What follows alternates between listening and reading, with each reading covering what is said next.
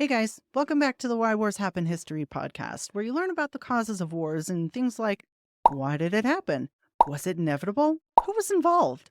Sometimes I go back hundreds of years just so we can understand what the hell happened. And if you want to talk more about war, we also have authors, historians, war generals, royalty, actors, filmmakers, a whole bunch of people come on as guests, and we talk about everything about war before, during, and after war.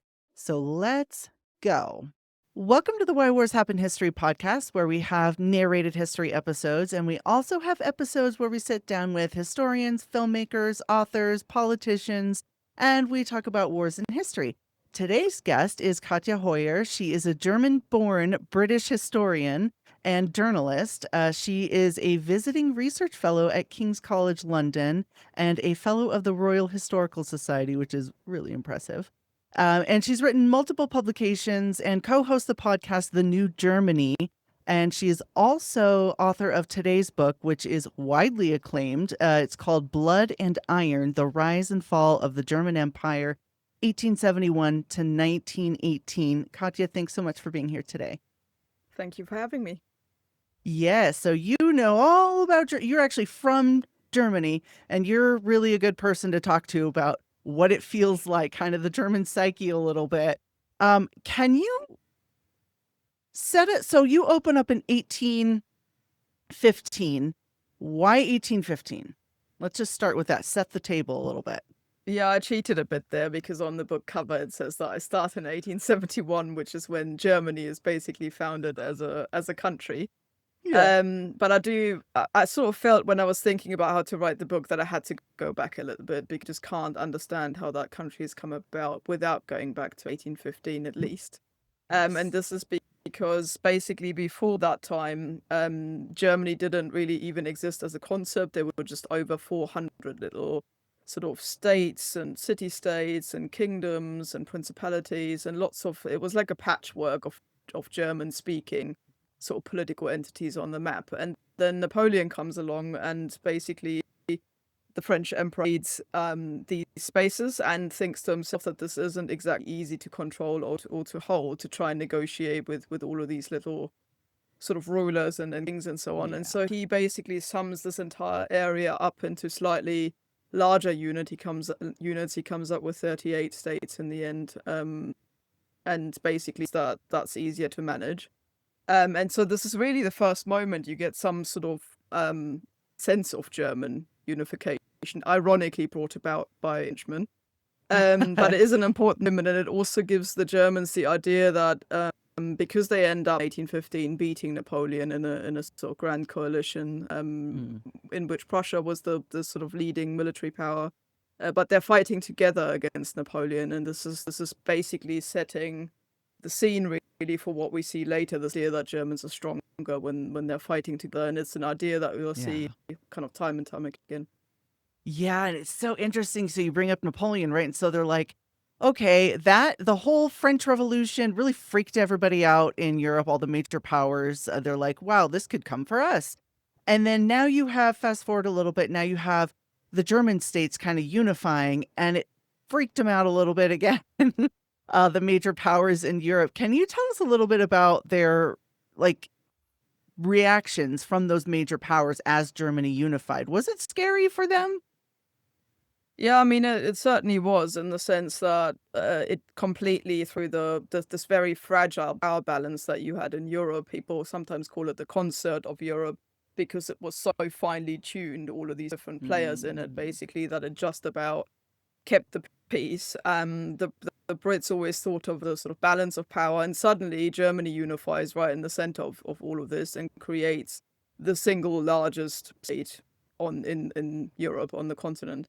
And that, of course, overnight, completely throws this power balance out of kilter, and people are worried about that, and especially France, because this is actually based on anti-French sentiment at this point. Germans haven't got much to unify them at this stage other than their language, but that's a very vague, hazy, nice to have sort of thing. What really unifies them is that they're worried about French aggression. It does help that the second time around in the 1860s, the French ruler is once again Napoleon III.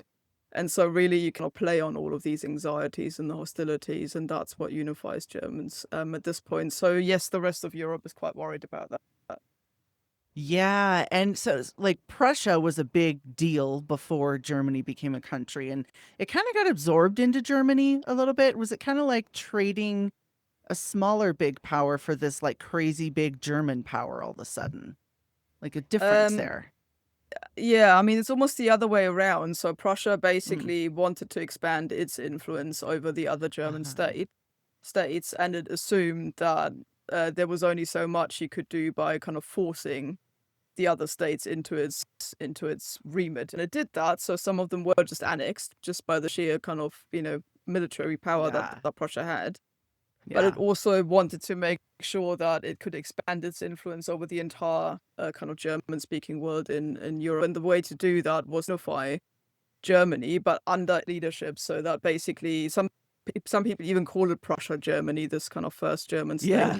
is basically run by Prussia.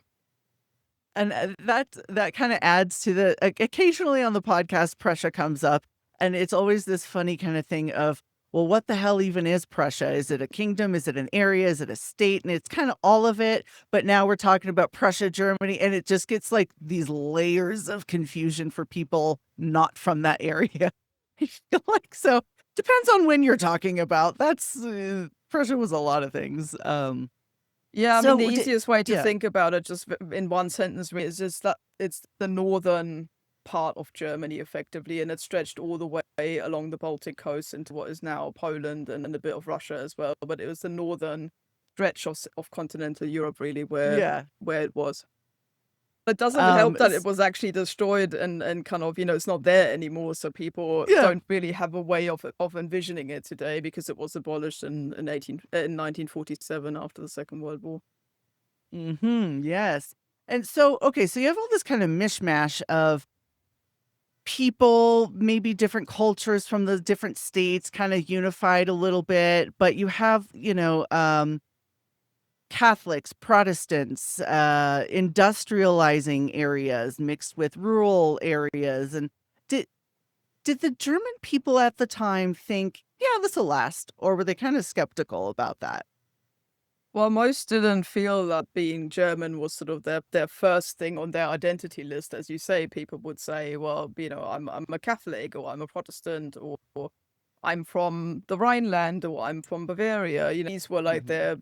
their sort of points of identity. So it's not like 1871 comes, Germany is founded, and everyone thinks I'm German now, first and foremost, but Yeah. there was an overarching sense. This was mostly brought about by the idea that they were fighting other people to get there. So there were three wars of unification, and at each time, basically, this kind of bigger and bigger until it was unified under the kind of name or label of Germany in 1871.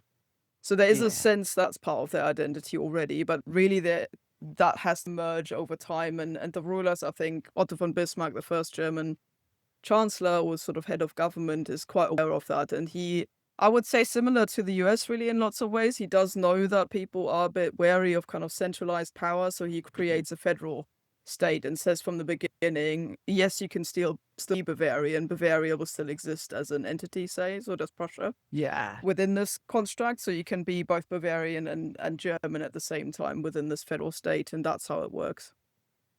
It's so interesting. And, it seems like very normal that that's how that over in America too, that's how our country people weren't like, we're American. They're like, I'm North Carolinian or I'm Georgian. Like it was very much the same way. So it seems kind of normal um, to not identify with your country right off the bat. Let's talk a little bit about, okay, so everybody knows World War One.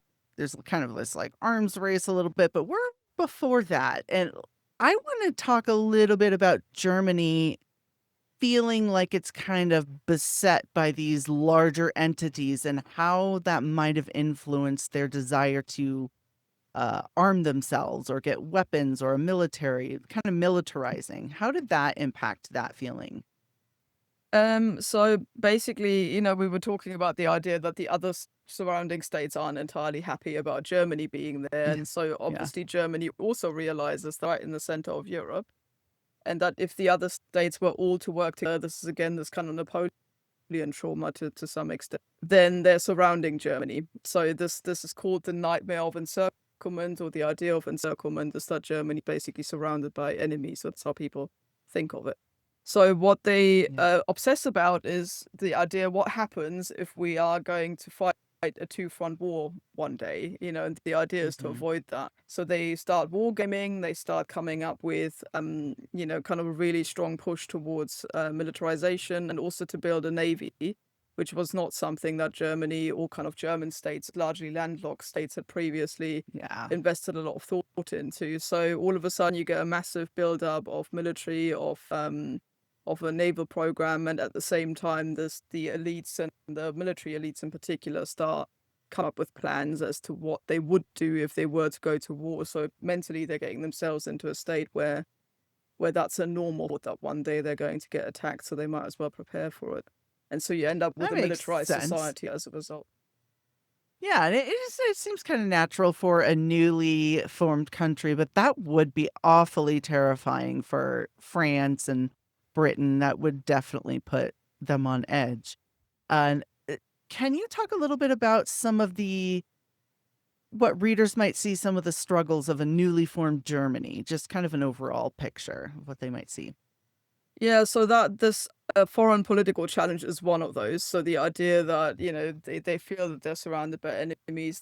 France isn't happy, having just been defeated by Prussia and with the other German allies. So basically Otto von Bismarck, the chancellor, realizes that, and he's driving a really strong peace policy, a really complicated network of kind of foreign political alliances, making some enemies, making some friends. He's very clever in Hmm. building up this kind of European network that nobody else understands. So when he goes eventually, after 2 decades pretty much in charge, then the whole thing collapses, and that's what leads up to the First World War. But that's one big challenge, is making this German thing survive that has just been created.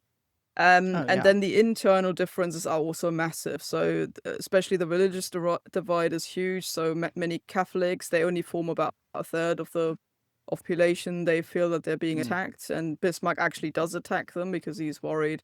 Similar again, as happens in the US as well. There's this kind of idea that the Pope is interfering, and Catholic as strongly bound to the nation as they would be. What if the Pope says don't go to war, but your country says go to war? Then Right. this idea that Catholics have got other sort of moral authorities elsewhere outside of the country, keeping Bismarck awake. So he fights the struggle against them. That's a big issue. Wealth Yeah. divides are massive. It's an industrial revolution that is going on. So you have lots and lots of workers who move to the cities, into terrible tenement housing, very small, cramped, damp, often flats that they live in. So social problems are huge. It's Oh, it's a yeah. mess basically. So they need unifying factors, and that's what is Bismarck's priority, basically, to try and set up some sort of unified nation.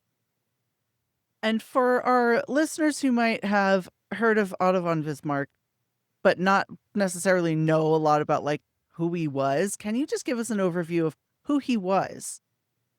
Yeah, so Bismarck was the first German chancellor, and is also the person who basically unifies under his own policies. He was previously the prime minister of Prussia, and uses that position to try and unite Germany under Prussian leadership. So he's Mm. often, as much as Germany has a founding father, I guess he's it, in that he makes this whole thing happen.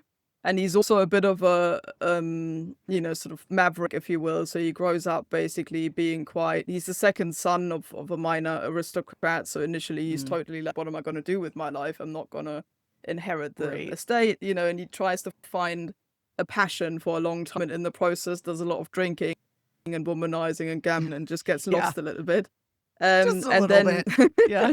he's actually called the crazy Junker by his neighbors, as a word for Prussian aristocrat, and he's like the crazy one, basically. Yeah.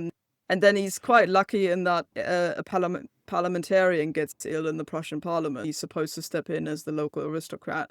And then he finds Mm. suddenly he absolutely loves the kind of, backroom intrigues, the backstabbing, the Oh, forging yeah. alliances, the dirty business of politics, Sure. the house of cards kind of stuff. He loves that. Yeah. And so basically comes home and says to his wife, "Do you know what? I've just found my calling. This is what I want to do in my life. And then you kind of see Jeez. him climb up the political ladder, and eventually, because he is the one who unifies Germany, and the Prussian king is a little bit frightened about what's just been created, and he goes, "Do you know what? I want to be Prussian king, not German Kaiser." And Bismarck says, "Don't worry about it. I'll run the shop for you," and effectively, you know, being indispensable. Nobody Yeah. would know how this Germany would basically work and operate, survive without him, and he knows it. So that's what kept Yeah. him in power for whole sort of first two decades of Germany. So is that still a view held today, looking back in retrospect, that this German unification couldn't have happened without Otto von Bismarck? Well, it could, but it would, and other people were pushing for it, but it wouldn't have happened when it happened and how it happened. So he himself Yeah. said, still in the 1860s, just a few years before it happens, he still says in a letter to a friend that he doesn't think that it's going to happen this century. So he himself thinks Uh, it's still going to be sort of decades yeah. off. And then when the opportunity arises to effectively provoke the three wars that end up unifying Germans against other countries, he takes it and provokes these wars and basically does that. That's why he's a bit of a controversial figure today. I mean, there are Mhm. people, when I was at school, sort of in the 90s in Germany, he was still presented to me by teachers as a sort of political genius who, brings all these things Right. about. And because later on he also introduces the welfare state, unemployment and other things, health insurance, pensions, they're all new things at this point, and he introduces them. So that's kind of often, used as a means of saying modern Germany was created by him. But then also he Uh-huh. does all of that basically by, as he puts it, blood and iron, which is why my book's called that as well. That's sort of his words, Yeah. where he says, we need to unify Germany, not by, democratic niceties or by talking about things. We need to have war to unify the Mm. German people, and that's why he's a very controversial figure today. And also Yeah. Germany acquires its first colonies when he's still in power. He doesn't like the idea, and says from the beginning colonies aren't worth it. The world's already divided up between sort of Britain and France and the other Sure, colonial yeah. powers, and we're just going to aggravate everybody. But German industrialists just go ahead and buy plot land, and then suddenly they find out that actually the local people there don't really want to be run by a colonial power, Mhm. so they're gonna, obviously rebel against it. And then they go and Yeah. ask Bismarck for help and say, can the state please help us here and send out some soldiers and ships and things. And at that point, Bismarck steps in. So it's again something, as Germany discovers its own version of the culture wars, that is Yeah. now a bigger topic than it was. Yeah, and I love how you talk about how he's controversial, because he really is, even today, where you go, okay, he did welfare and he's a unifier and he's got all this political acumen, if you want to not say genius, but you can say acumen. um, but he also is sometimes called authoritarian. And how is that viewed in Germany today? Do people think of him as a partially authoritarian figure? Yeah, they do. I mean, there was a debate a few years ago around how democratic this state actually was that he created, because it Mm, is a halfway house. Effectively, it does have a parliament, and that parliament, unlike in many other European states, is actually elected for by all men at this point. But again, that's normal in well, when I say normal, it's yeah. kind of the standard in the 19th century. But it is Mhm. without class differences, without wealth differences. Every male's voice counts exactly the same, and they That's a can all big vote. deal So at that it is a time. democratic parliament, basically as Yeah. democratic as it gets in the late 19th century. But that parliament is still headed by, or there's still a monarch basically sitting at the top of everything, the Kaiser, who's always the Prussian king.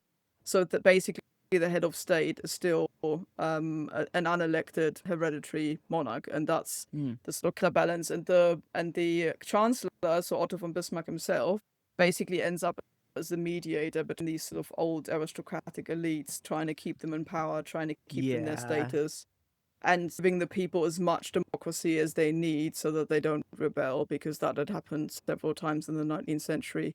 And even Yeah. he's not a democrat himself at heart at all. He doesn't Yeah. introduce this parliament because he thinks it's a good idea. He does it because he realizes otherwise you're going to have a rebellion on you. So that's why he's so controversial. It's this kind of question of him Mm. just being cynical, really, kind of saying, oh, the people need enough democracy to be pacified, but not so much that they Yeah. actually get a kind of complete say. Yeah, not quite a democracy, not quite a full monarchy. It's very interesting. And you know what's crazy is when you look around Europe in the first few decades of the 19th century, everything is in turmoil. There's so many revolutions and so many huge changes. How much of Germany going through its unifying first steps do you think kind of rippled out into causing other chaos in Europe around that time, do you think? Well, I would say mostly before unification, some of the ideas that kind of come out of this German chaos and also the misery that the Industrial Revolution has caused have a Mm, huge impact. So you do have the idea that actually nation states are supposed to be liberal constructs. So we mm, have nationalism today as a right wing thing. But mm. at the time, the whole point was to have a state so that the monarch doesn't have all the power, so that you can have a constitution that everybody needs to stick Yeah. to. So then, whether you're rich or poor, everybody sticks to the same laws. And for that, you need a space in which these laws apply. So the whole point at the time was that liberalism was a modern and liberal concept as well that comes out of that chaos. So I would say, yes, things that happen kind of in the center of Europe and including Germany do kind of spill over and have a wider effect Yeah. elsewhere. All these revolutions everywhere and just it's a wild few decades. The 19th century in Europe is wild. The more you look at different countries, you're like, here too? Here too? Really? What is in the water? But that yeah, I think it all kind of affected each other. So Um, all right, let's bring it closer to Wilhelm II, Bismarck and Wilhelm. Can you just give us a brief overview? Who was Wilhelm II? Yeah, so when Bismarck unifies Germany, the Kaiser is Wilhelm I. So he is the first Ah, German yes, yes. chancellor, Kaiser, sorry, so the emperor. And then he's very old, so people don't expect him to live very long, but he does, surprisingly. So he's already very, very old, and then basically died in 1888. So he rules from 1871 to 1888. The idea is that it goes on to his son, Bismarck III, but he's very ill. He already has throat cancer by the time that he comes into power in 1888, and he can't even speak during his reign. He's that ill already. So people know that's Yeah. not going to live long. Interestingly, though, that Frederick III is married to Queen Victoria's oldest daughter, Vicky. That's the Ah, English or British queen. And she has this yes. idea of making Germany just as liberal as Britain is at point. So it's getting kind of modernized. So she wants to bring in all of these liberal ideas from Britain Mm, and influence her German Kaiser husband to sort of implement them in Germany and within 100 days. And then it goes over to their son rather, and that's Wilhelm II. It's therefore also mm. Queen Victoria's oldest grandson, so Mhm. that connection still stays and it's important for the First World War, Yes. because he does look to Britain as part of his, sort of family, his horizon, and he always compares his own Germany to Britain and wants to sort of rival Britain in terms of its navy in particular. But that's Yeah. basically why we are jumping one generation. In 88, it's called the Three Kaiser year because you kind of go from Wilhelm I to Mhm. Frederick, son Frederick, and then to his grandson Wilhelm II. And I without going too much into it, because I think people really should read the book. They, why didn't Bismarck and Wilhelm like each other very much? Yeah, I so mean, I to mean, put it lightly. yeah, I mean, Bismarck tries to set up this entire. I mean, let's not forget he basically wrote the Constitution. He writes this for himself, and the idea is Mm, you have a you have a Kaiser who's basically the head of the state, and then you got his manager, if you will, and that's the chancellor. So imagine like a shop owner and then the shopkeeper. That's how yeah, Bismarck yeah. sets it up. But you can't have them both having different ideas as to how to run the shop. They both have to be in unison. Ideally, Bismarck thought, I'm the manager, I run the shop, and the shopkeeper, Yeah. the shop owner can basically just sit back and not get involved, and just enjoy being the head in theory. Yeah, sure, sure, So that'll work. he thinks the Yeah. same. Well, it did work for about 2 decades, and then basically Wilhelm II takes over the shop and says, "Actually, I have a much better idea what we're going to do here." I want to reset everything. I want to run it in a different way. I want to rebrand it as well. And also, I don't need a manager. And at that point, the two of Yeah. them fall out with each other because Bismarck basically imagines, Wilhelm is young. He's only in his 20s. He imagines that he's going to be a mentor and father figure to him because he had been when he was a prince. And his father and his grandfather are dead. So the idea is that Bismarck, who had just run the country successfully for that long, would kind of be the person really calling the shots and at the very least mentor Wilhelm until he can do it himself. And Wilhelm Hmm. has other ideas. He's young, he comes in, he wants to do things differently. And so the two men Yeah. clash, and there isn't space in the system for the two people to run the country at the same time. I can't imagine what would have happened if they were on the same page. What, how that could have affected World War I and all of that. And because Wilhelm really did, he had a chip on his shoulder too, with the deformity and with feeling like, oh, I have to live up to my ancestors and this image of strong militarism. And that is interesting. I love how you describe it as the shopkeeper and the manager. That is so perfect to really understand these kind of complicated relationship. Um, how would you say things were holding up with German identity by the time World War I breaks out? I mean, Wilhelm is a good example. He was a kid when Germany reunified, and he's really the first generation grew up with Mm, Germany being a normal thing. For him, it was kind of always yeah. there. Yes, he has vague memory of the actual unification process, but really, by the time that he's a young adult, Germany was already a thing, a concept, and people who grew up in that generation, there's lots of them because the economy is soaring, and so more and more people have children. You get a massive boom in the population, so there's many more young people than older people, and as a result of that, there's now each generation of young Germans who were born into the state and who think this is a normal thing. And they Yeah. don't try and get their head around that. So that's naturally a process whereby kind of Germans feel more and more German at this stage, because it's just there. It's the world that they grow up in. So by the time that 1914 happens, though, so when the First World War breaks out, Germans feel German, but they're still massively divided, particularly on wealth, because that doesn't go away. You Yeah. still have a massive working class in the cities. It's getting more politicized because socialism is in the air as an idea. You have a quite a socialist leaning social democratic party. They are reformist rather than revolutionary, so they just want to Mm, bring about change rather than actually having a revolution. But the idea is still around because there's only one wing party and everybody is in it. So that's about, you've still got the old aristocracy panicking because they think, what about our status? We're getting sort of sidelined here.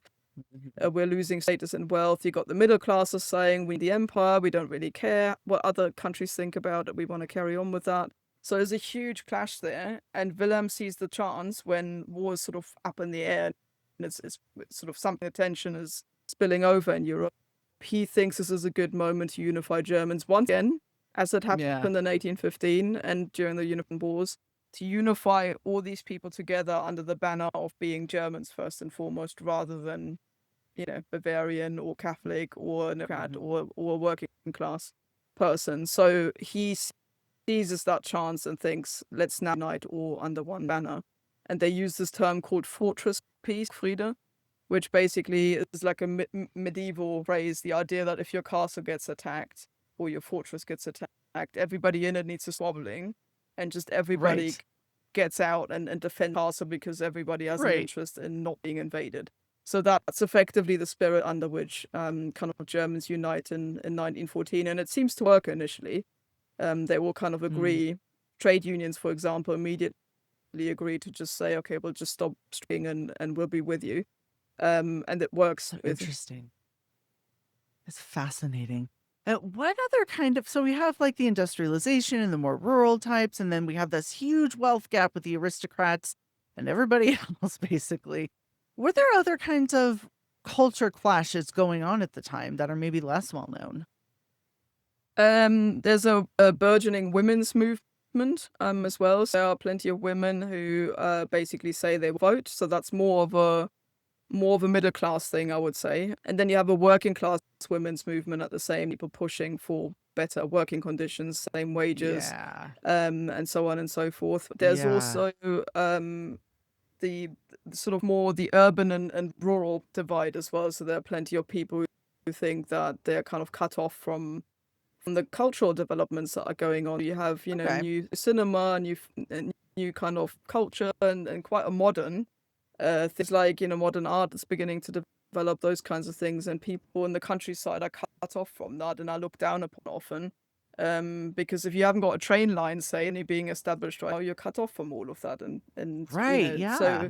this is also something that I think is neglected for too long, and that the political right is often able to kind of use, in the sense that, they can speak to these farmers and people in rural areas and say, we're looking after your interests. So that's also a big divide. Really, every parameter that you can think of, there's quite a stark polarization going on before Yeah. 1914. Yes. This is so fascinating. If you are interested in before the World War I politics and kind of maybe what led up to it, I would definitely recommend this book. Again, it's Blood and Iron: The Rise and Fall of the German Empire, 1871 to 1918, and it is by Katja Hoyer. I want to thank you again so much for coming on the show and answering all these questions. Thank you.